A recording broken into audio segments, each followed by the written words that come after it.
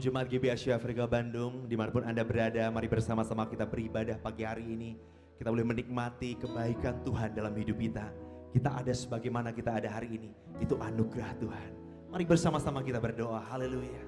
Terima kasih Tuhan, kami bersyukur buat hari ini Tuhan. Kami bersyukur buat waktu yang boleh kami lewati. Kami berjalan bersama Tuhan yang hidup, Tuhan yang luar biasa. Kami bawa hidup kami Tuhan pagi hari ini, bersama-sama umat-Mu Tuhan. Kami boleh naikkan syukur, pujian, pengagungan kepadamu Tuhan. Raja kami, Raja di atas segala raja, nama di atas segala nama Tuhan. Terpujilah namamu, bila hadiratmu, kuasamu, kasihmu melingkupi setiap kami Tuhan. Terima kasih Bapak, terima kasih. Kami serahkan ibadah ini dari awal pertengahan di akhirnya. Dalam nama Tuhan kami Yesus Kristus. Haleluya, haleluya. Amin. Terima kasih Tuhan. Terima kasih Tuhan. Yang dulu tak ku mengerti, sekarang kau buat mengerti. Kau singkapkan mataku dengan kasih-Mu yang tak pernah ku pikirkan. Sungguh kau telah sediakan, kau curahkan berkat-Mu limpah dalam hidupku. Terima kasih Yesus, terima kasih Yesus. Ku beri syukur hanya bagi-Mu ya Allahku, ya Tuhanku. Terima kasih Yesus,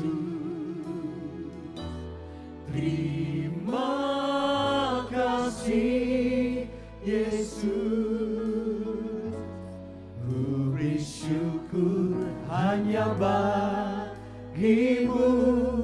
Terima kasih Yesus.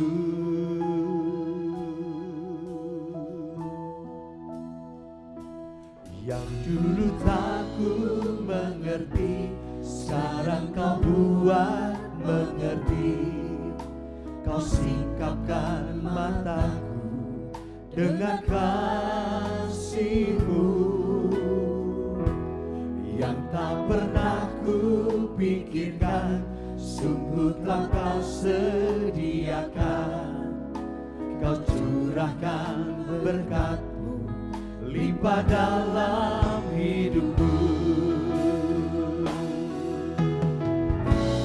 Terima kasih Yesus, terima kasih Yesus. Ku beri syukur hanya bagi-Mu ya Allahku, ya Tuhanku. Terima kasih Yesus, haleluya. Terima kasih Yesus.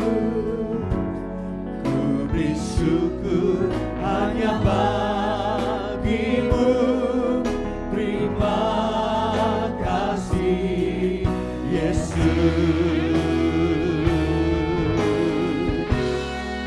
Kami naikkan pujian syukur di hadapan-Mu Tuhan, sebab Engkau layak terima hormat, sebab Engkau saja yang layak terima pujian.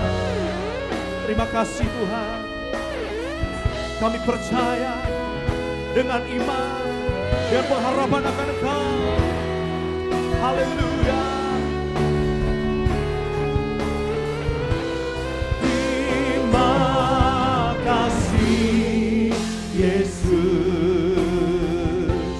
terima kasih Yesus. Kami beri syukur, ku beri syukur hanya bagi-Mu Ya Tuhan, terima kasih, terima kasih Yesus, terima kasih Yesus. Ku bersyukur hanya bagimu. Terima kasih Yesus, terima kasih, terima kasih Yesus, haleluya. Terima kasih Yesus, ku bersyukur hanya bagimu, ya Allahku, ya Tuhan. Terima kasih, terima kasih, haleluya. Terima kasih Yesus, ku bersyukur hanya bagimu. Terima kasih, ku bersyukur bagimu. Ku bersyukur hanya bagimu. Ku bersyukur hanya bagimu. Ku bersyukur hanya bagimu. Terima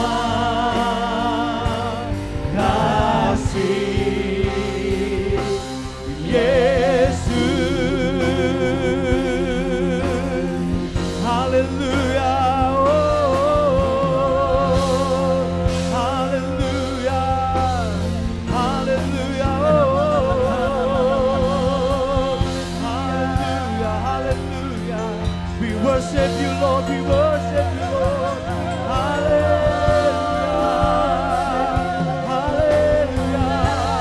Terpujilah namamu Tuhan. Oh, kebaikanmu, kemurahanmu, perkara ajaib yang kau kerjakan itu luar biasa. Terima kasih Tuhan, terima kasih Tuhan Yesus.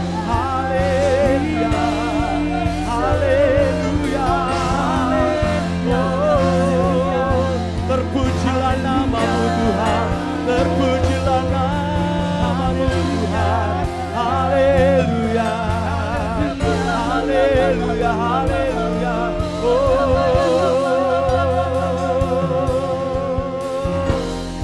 nyanyi pujian bagimu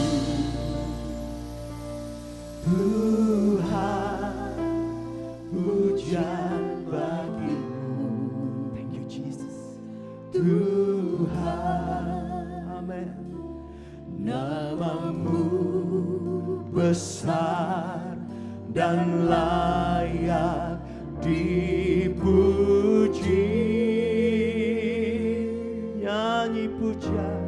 Nyanyi pujian bagimu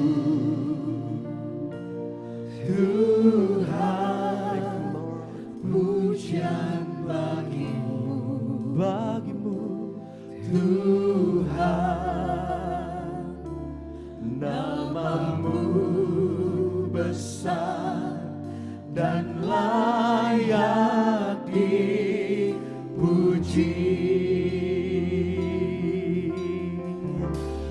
Nyanyi pujian bagimu Tuhan, pujian bagimu, haleluya Tuhan. Namamu besar dan layak dipuji, layak dipuji. Nyanyi pujian bagimu Tuhan, pujian bagimu, haleluya. haleluya. Tuhan,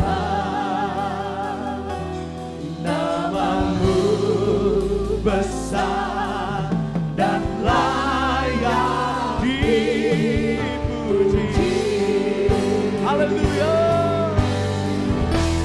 Nyanyi pujian bagimu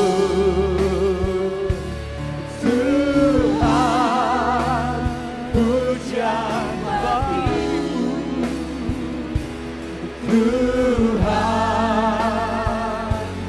namamu besar dan layak dipuji, layak dipuji.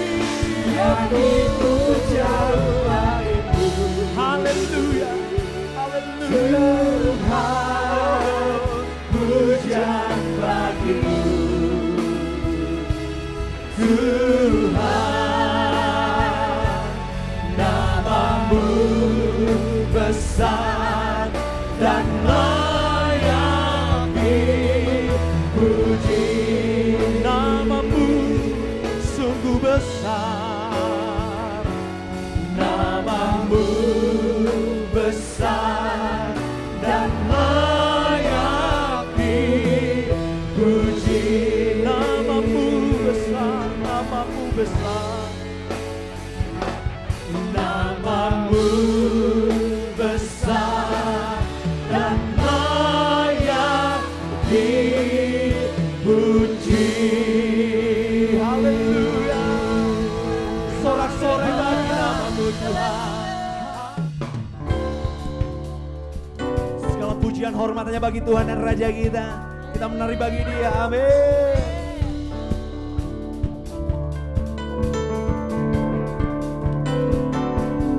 Dengan sukacita ku kan menari, dengan sorak-sorai memuji, ku naikkan pujian, haleluya, nyanyi bagi Dia Sang Raja, nyanyi bagi Dia Sang Raja. Pa pa pa para, pa pa pa para, pa pa pa para, pa pa pa para. Kasih Allah kesudahan selalu baru setiap hari, rahmat-Nya pun tak pernah berakhir seumur. Kasih Allah kesudahan selalu baru setiap hari, rahmat-Nya pun tak pernah berakhir seumur hidupku.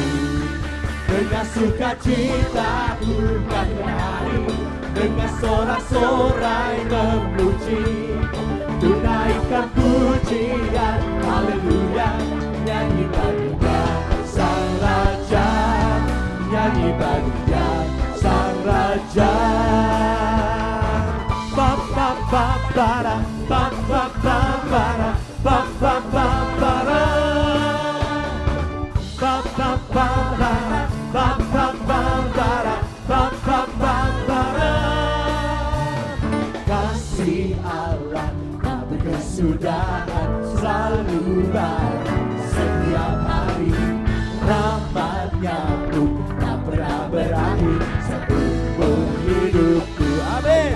Dengan sukacita ku kan menari, dengan sorak-sorai memuji, ku naikkan pujian, haleluya, nyanyi bagi Dia Sang Raja, nyanyi bagi Dia Sang Raja. Dengan sukacita ku kan menari, dengan sorak-sorai memuji, ku naikkan pujian, haleluya, nyanyi bagi Dia Sang Raja, nyanyi bagi Dia Sang. Dengan sukacita ku kan menari, dengan sorak-sorai memuji, ku naikkan pujian, haleluya, nyanyi bagi Dia Sang Raja, nyanyi bagi Dia Sang Raja. selamanya.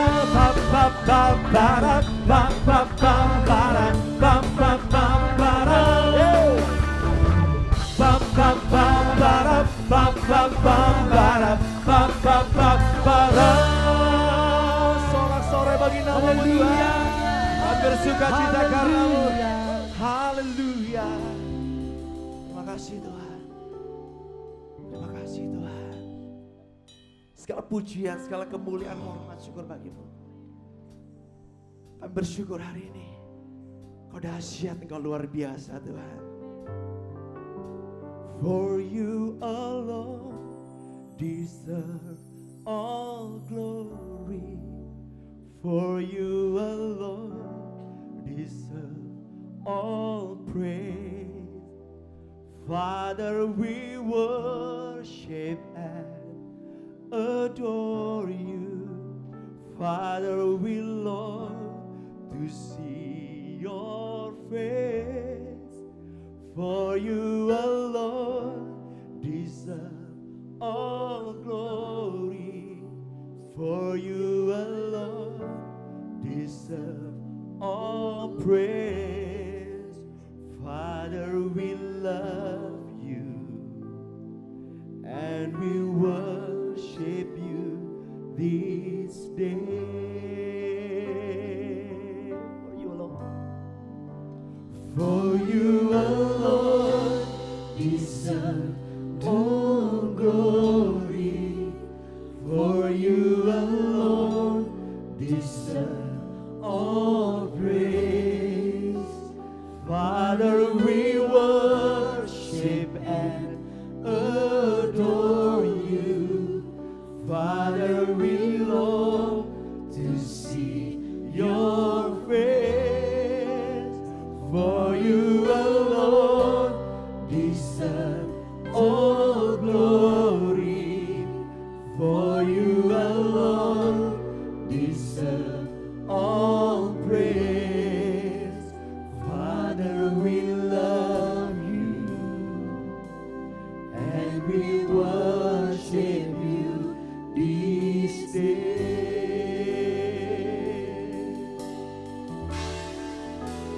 For You alone deserve all glory.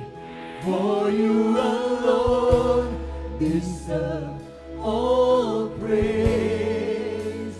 Father, we worship and adore You.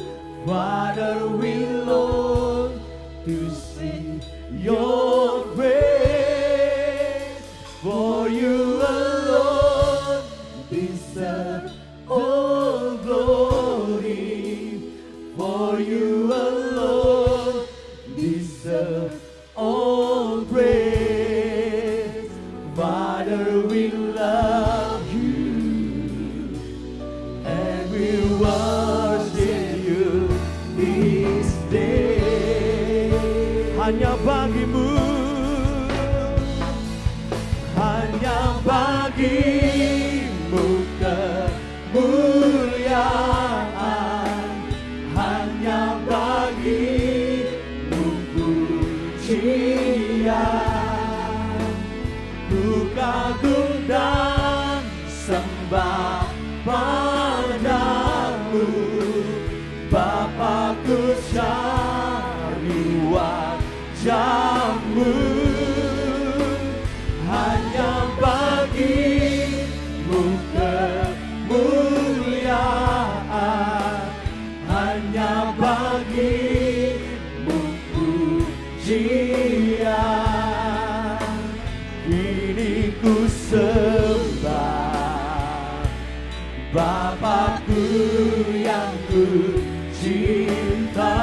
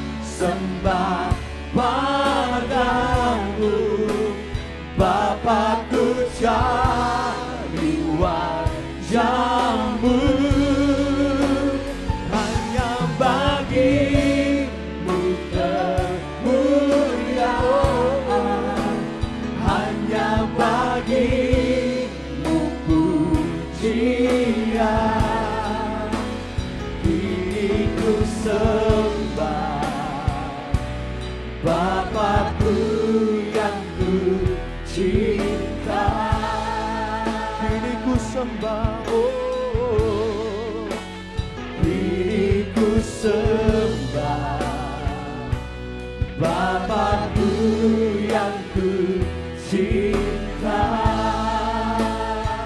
Oh, kini ku sembah Bapakku yang ku cinta. Haleluya, haleluya, haleluya. Worship you, Lord. Terima kasih Tuhan, kami kagum akan Engkau. Dan biarlah kebenaran-Mu yang meneguhkan setiap kami, mengajar, mengubahkan. Dan setiap kami boleh menjadi pribadi yang taat dan setia. Terpujilah nama-Mu Tuhan. Kami siap Tuhan. Kami siap terima firman. Dalam nama Yesus kami berdoa. Haleluya. Amin. Shalom GBAC Afrika. Apa kabar saudara-saudara? Saya percaya saudara selalu dalam perlindungan Tuhan. Karena Tuhan Yesus kita selalu baik, penyertaannya selalu luar biasa, dan kasih-Nya selalu tidak berkesudahan dulu, sekarang, sampai selama-lamanya. Well, dalam kesempatan kali ini, saya ingin sharing buat saudara-saudara semua tentang salah satu fenomenal yang sedang terjadi di antara kita semua, yang namanya adalah ibadah online. Ibadah online adalah konsep yang sangat luar biasa. Kita bisa tetap mendengar firman Tuhan, kita bisa tetap belajar firman Tuhan, dan makin banyak orang yang bisa mendengar firman Tuhan. Nah, tapi pada kesempatan ini saya mau tegaskan buat saudara-saudara semua, buat kita semua, tentang satu kata ini yang namanya adalah ibadah. Seringkali kalau kita mendengar kata ini, kata ibadah, yang mendarat di kepala kita namanya adalah acara kebaktian. Dan kita mulai berpikir bahwa ibadah hanya kebaktian. Well, saudara, tolong dengarkan baik-baik bahwa kalau kita punya konsep pemikiran seperti ini sangat-sangat berbahaya.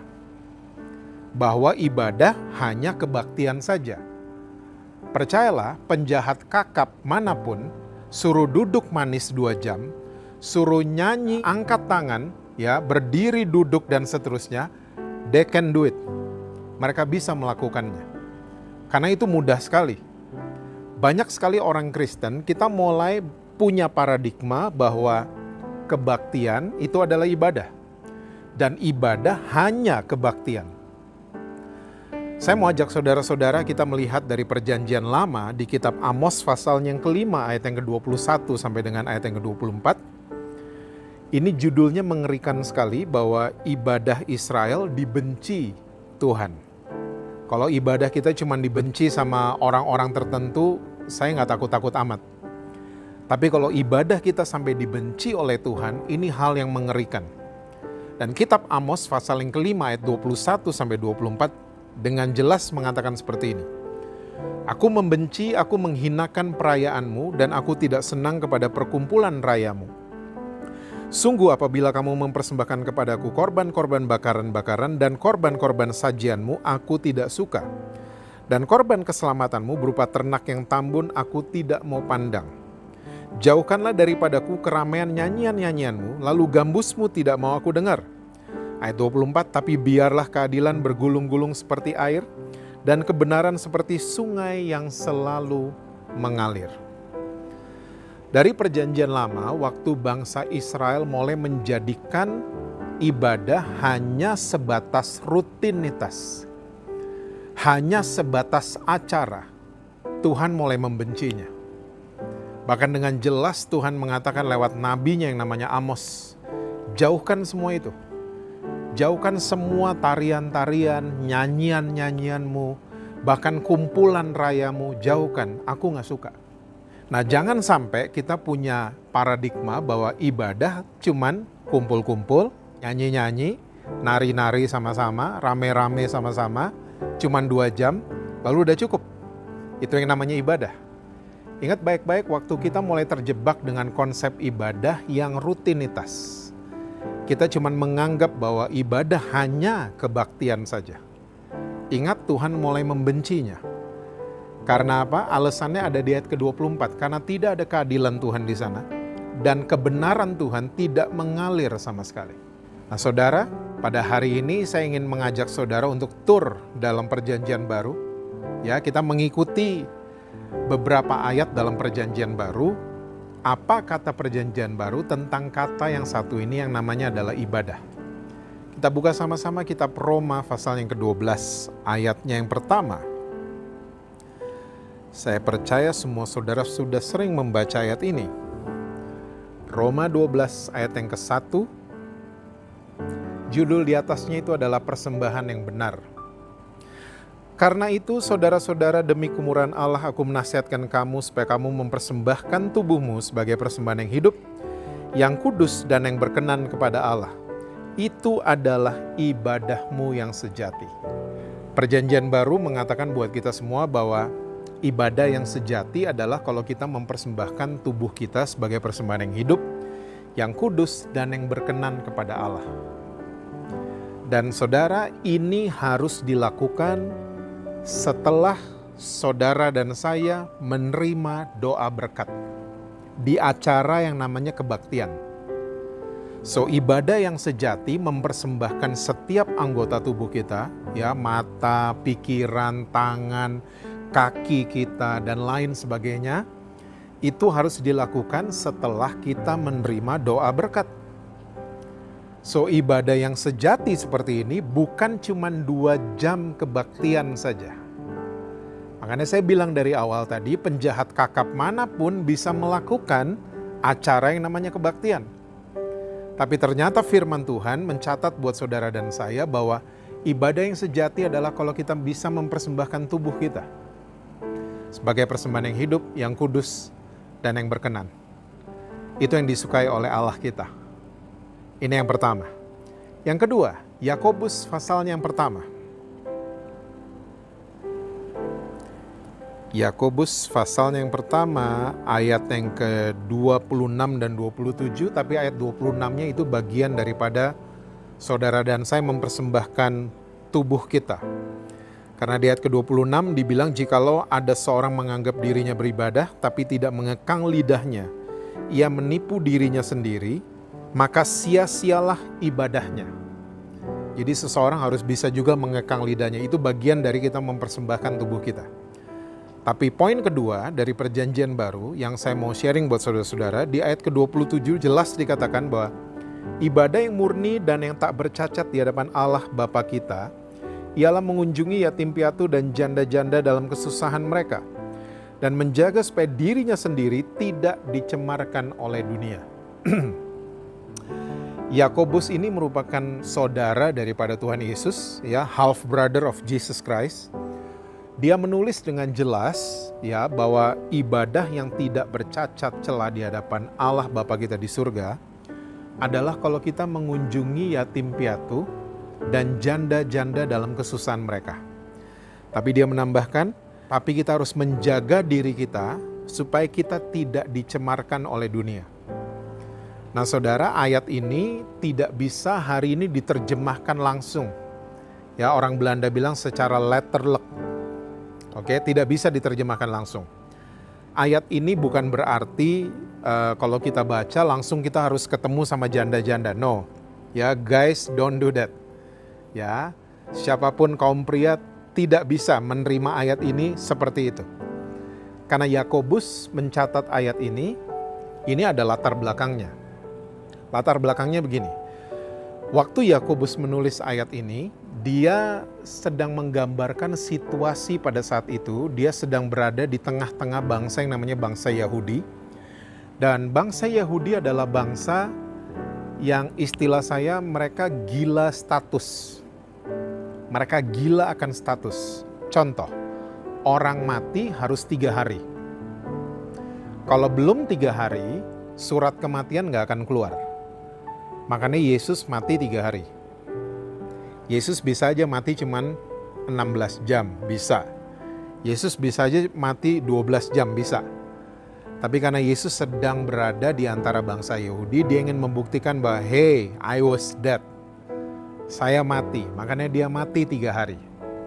Nah, seorang istri, anak-anak, kalau mereka kehilangan ayah dan ibu, mereka kehilangan suami, mungkin karena bercerai, mungkin karena meninggal, mungkin karena orang tua mereka ya tidak kembali dari perang misalnya.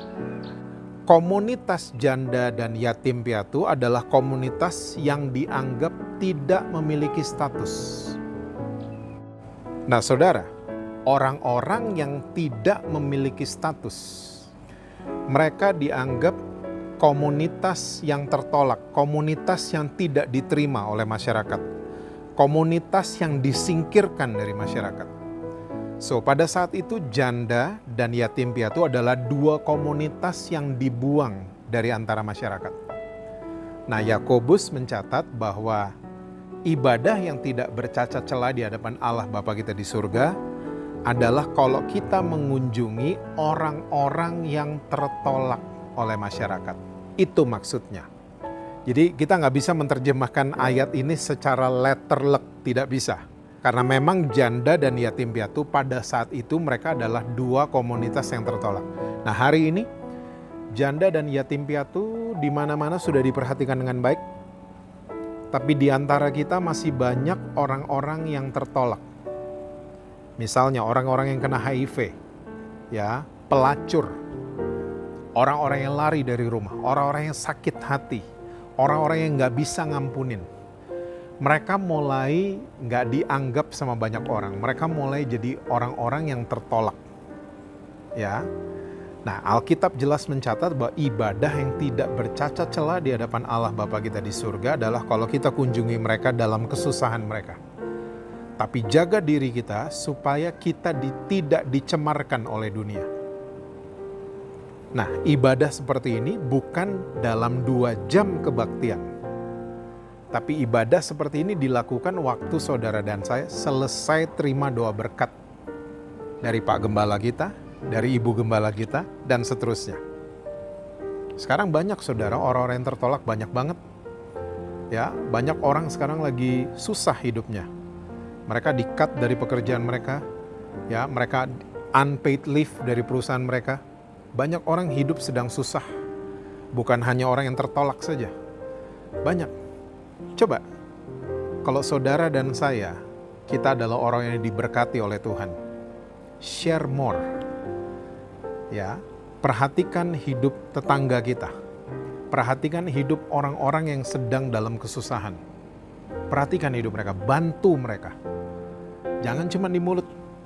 Saya berdoa saudara-saudara mempunyai compassion heart. Hati yang penuh dengan belas kasihan kepada orang-orang yang sedang dalam kesusahan hari ini. Banyak sekali saudara. Saudara bisa bikin apa aja. Ya, kasih makan gratis mungkin. Kalau saudara punya lebih. Bantu sembako mungkin. Dimanapun saudara berada, kita bisa menjadi jawaban buat orang lain. Jangan selfish, jangan egois. Karena ibadah yang tidak bercacat celah di hadapan Allah Bapa kita di surga bukan saudara rajin datang ke acara yang namanya kebaktian.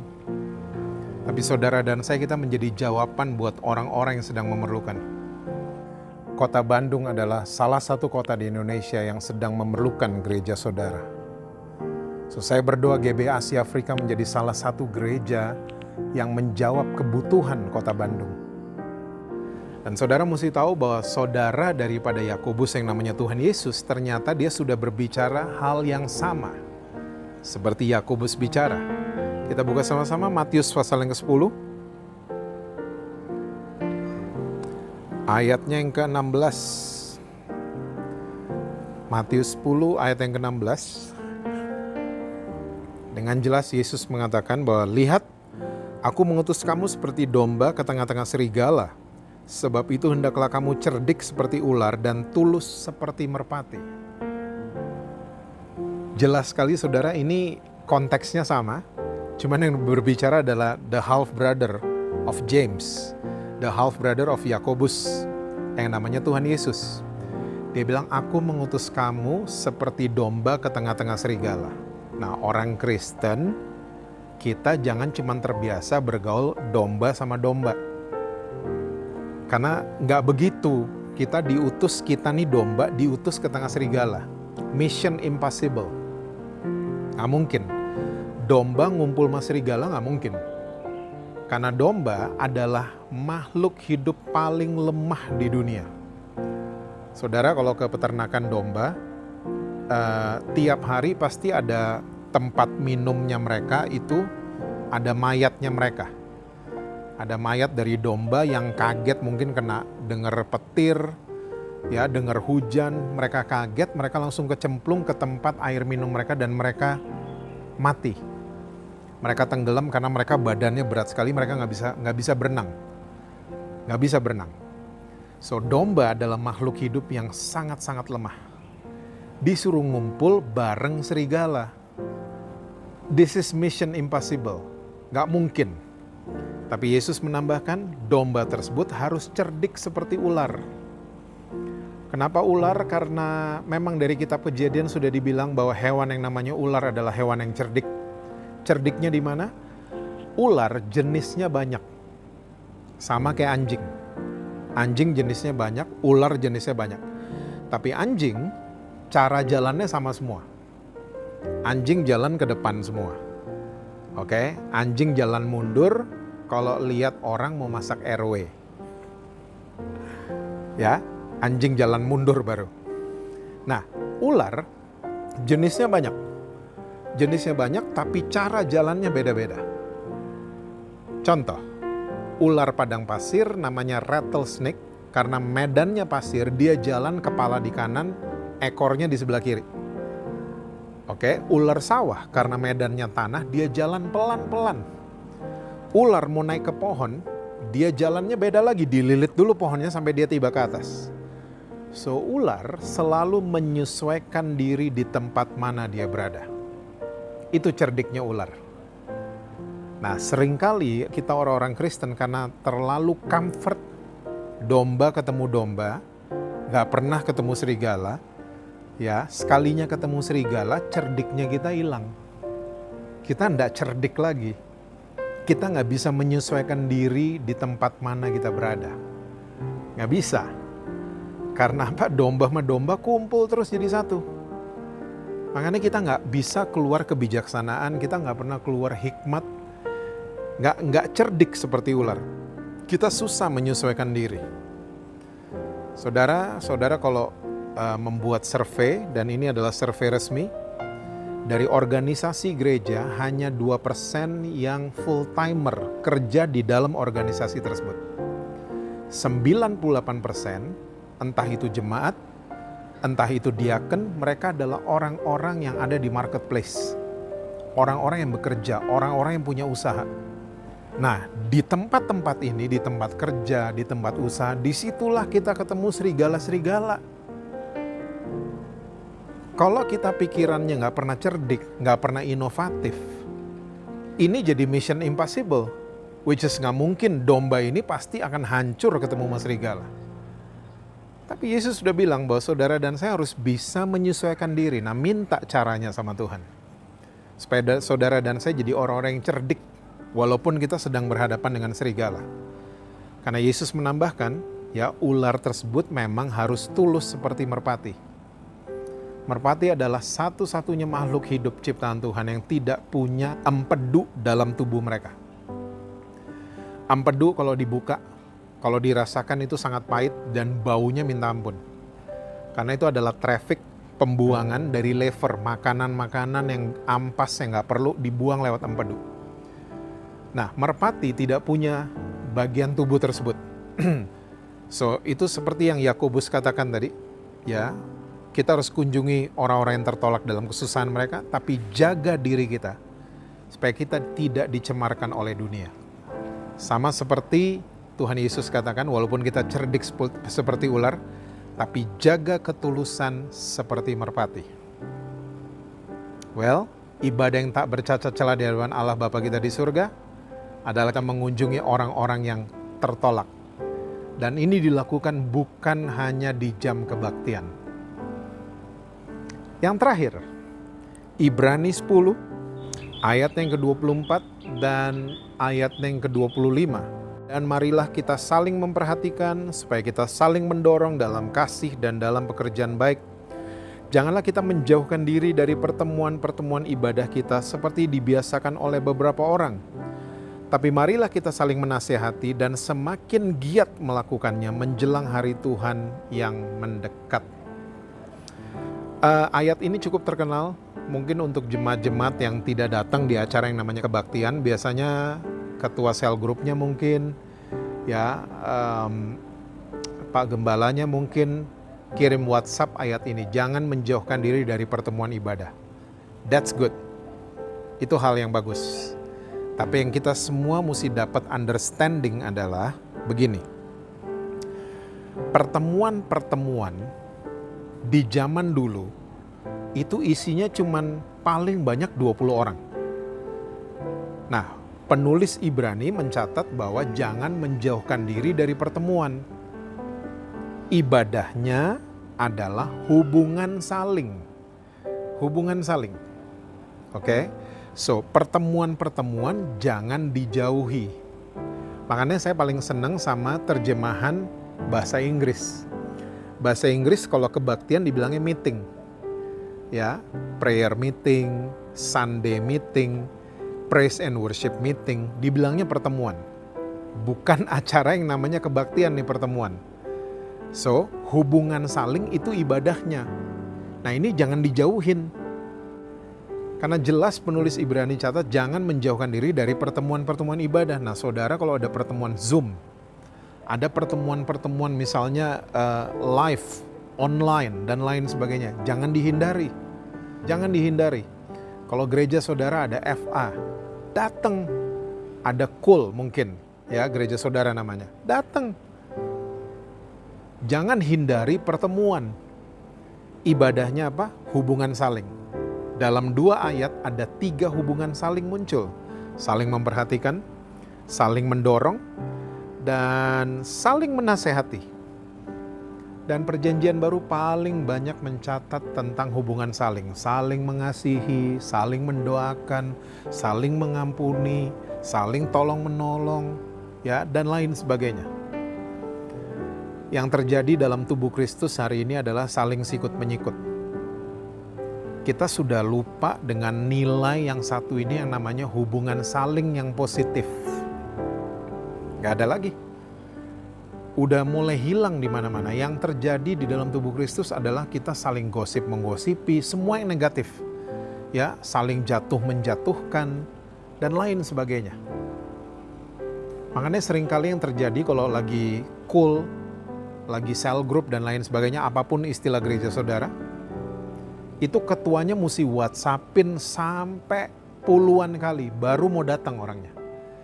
Itu pun dia datang karena nggak enak hati karena udah di WhatsApp berkali-kali. Ya, begini, saya cerita seperti ini karena saya ingat banget geng saya di SMA. Saya percaya semua saudara punya geng di SMA.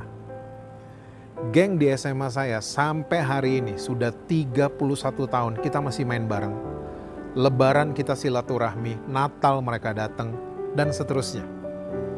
Kita lewatin perjalanan begitu panjang, ya, lewat asam dan garam. Berantem, yes. Ya, salah paham, yes. Tersinggung, yes. Tapi kita geng. Karena geng di mana-mana, satu sedih yang lain ikut sedih. Geng di mana-mana, satu seneng, yang lain seneng. Di gereja nggak ada geng. Satu jatuh, yang lain seneng, itu di gereja. Satu seneng, yang lain iri hati, itu gereja. There is no gang in the church. So saya seringkali suka iri, suka berandai-andai. Ya, kapan bisa ada nilai-nilai geng di dalam gereja? When? Ya, saling memperhatikan. Nih, Alkitab catat kok. Alkitab catat. Ada pertemuan cool, semua looking forward. Ada pertemuan lewat Zoom, semua looking forward. Kalau geng kayak begitu. Saya hari ini teman-teman SMA saya ada Zoom. Saya antusias banget. Seringkali orang datang ke gereja, orang datang ke kebaktian, orang datang ke cell group, merasa terpaksa atau dipaksa. Karena there is no gang in the church, tidak ada geng di dalam gereja. So, saudara, mari di saat-saat seperti ini, kita mulai. Karena Alkitab sudah catat loh, di akhir zaman salah satu keadaan manusia adalah pentingin diri sendiri. Mentingin diri sendiri. Don't do that. Jadilah orang-orang yang komunal. Saya percaya dengan Tuhan mengizinkan ini semua terjadi. Sebenarnya gereja lagi dikembalikan seperti yang Alkitab catat. Saya percaya satu hari nanti Yesus Kristus akan jadi pusat. Jesus is the center. Dia akan jadi pusat dan kita mulai mati terhadap diri kita sendiri. Coba kita mulai cek diri kita masing-masing. Selama ini kita ke gereja, kita ke kebaktian, kita pengen memuaskan daging kita saja. Kalau kita ada usaha, berkati usaha saya. Berkati pekerjaan saya, berkati karir saya. Saudara, mari matikan itu keinginan jasmani di dalam kita. Dan jadikan Yesus sebagai pusat kehidupan saudara. Karena saya percaya waktu saudara menemukan kerajaan Allah dan kebenarannya, semua akan ditambahkan buat saudara. Amin, saudara. Dan saya percaya lewat keadaan ini, Tuhan sedang membuat gerejanya menjadi organik. Boleh ada organisasi, tapi ingat Tuhan sedang membuat saudara dan saya, kita nih gereja.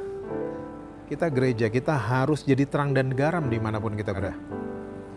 Lakukan ibadah seperti yang Alkitab catat. Mempersembahkan tubuh, that's organic. Mempersembahkan tubuh, mengunjungi orang-orang yang tertolak, dan melakukan hubungan saling. Itu message gereja. Dan saudara dan saya, kita adalah organik daripada tubuh Kristus. Kita. Dan yang terakhir saudara, ya saya percaya lewat keadaan ini semua Tuhan izinkan ini semua terjadi. Kota kita akan jadi tempat misi kita. Ya, our city is our mission. Itu yang akan terjadi. Saya personally lihat dengan mata kepala saya sendiri di Jakarta. Kita nggak ada yang suruh, tapi kita mulai mendoakan kota kita. Saya percaya saudara di Bandung juga sama. Nggak ada yang suruh, nggak ada yang komando, tapi kita mulai mendoakan kota kita masing-masing.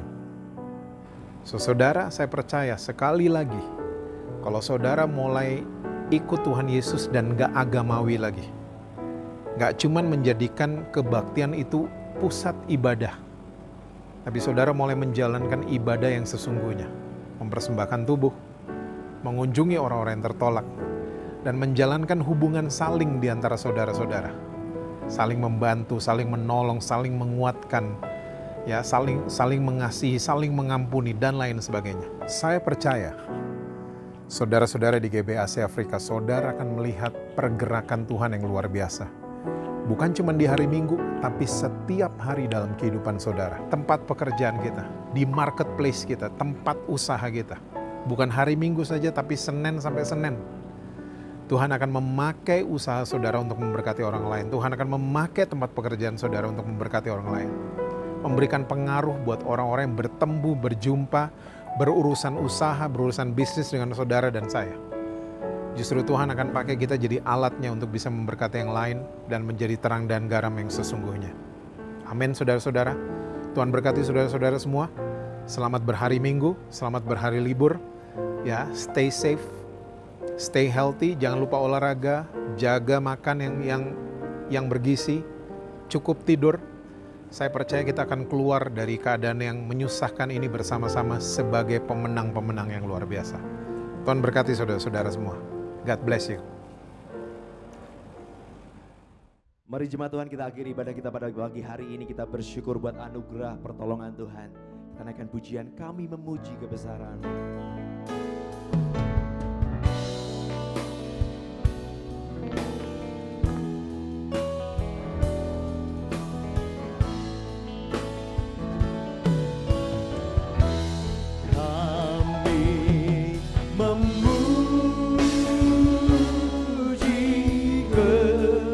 Besaran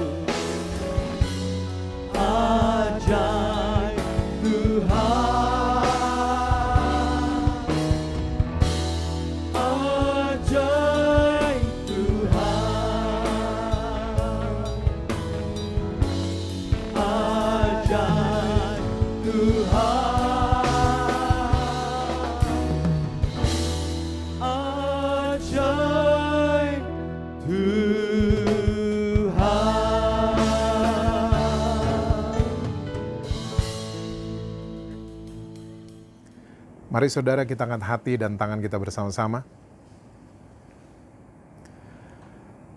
Terima kasih Tuhan buat hari ini. Kami percaya kalau kami baik-baik mendengar suara Engkau dan melakukannya dalam kehidupan kami sehari-hari. Kami percaya kami akan terus naik dan bukan turun, kami akan jadi kepala dan bukan ekor. Kami akan memberikan pinjaman, bukan minta-minta pinjaman. Dan kami percaya Tuhan kalau ada satu anggota keluarga kami yang sudah diselamatkan, maka seisi rumah kami, Tuhan akan selamatkan di dalam nama Tuhan Yesus. Tuhan, dengan iman kami menerima berkat daripada Bapa, kasih karunia daripada Yesus Kristus, penyertaan selalu daripada Roh Kudus, mulai daripada hari ini, sampai Engkau datang kedua kali menjemput kami semua. Kami terima ini semua Tuhan dengan iman hanya di dalam satu nama yang berkuasa, yaitu nama Tuhan Yesus Kristus. Dan kita semua yang percaya bersama-sama katakan, Amin. God bless you GBAC Afrika.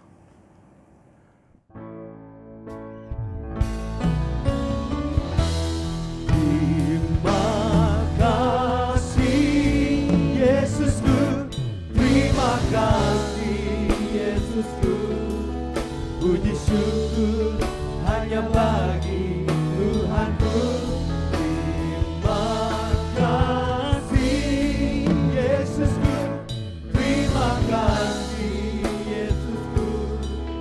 Puji syukur hanya bagi Tuhanku. Puji syukur hanya bagi Tuhanku. Puji syukur